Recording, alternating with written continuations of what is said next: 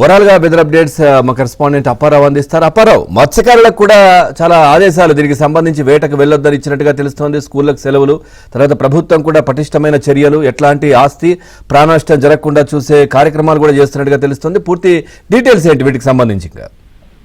పవన్, వండా తుఫాను కాకినాడ వైపు ముంచుకొస్తుంది.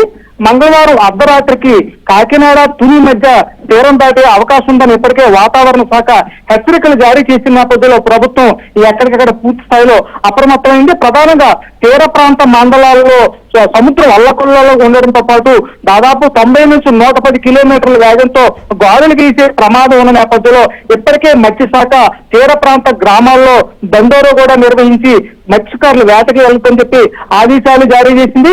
అదేవిధంగా కాకినాడ నుంచి ఉప్పాడ వెళ్లే బీచ్ రోడ్ ను కూడా ఈ రోజు సాయంత్రం కూడా మూసివేయనున్నారు. మరో పక్క చూస్తుంటే కాకినాడ పోర్టు నుంచి ఉప్పాడ సముద్రంలో కూడా గాలుల తీవ్రత అధికంగా ఉంటాయని హెచ్చరికల నేపథ్యంలో ఈ రేపటి నుంచి కాకినాడ పోర్టులో కార్గో ఎగుమతి దిగుమతి కూడా మొత్తం పూర్తిగా నిలిపివేయనున్నారు. ప్రస్తుతం అయితే దాదాపు 25 వరకు షిప్పులు సముద్రంలో అంగవేసి ఉండగా మరికొన్ని దట్టల్లో ఉన్నాయి.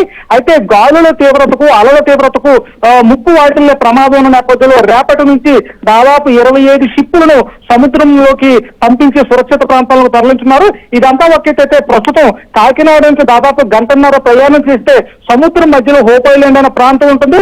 దాదాపు అక్కడ మత్స్యకారులు వందలో నివసిస్తున్నారు.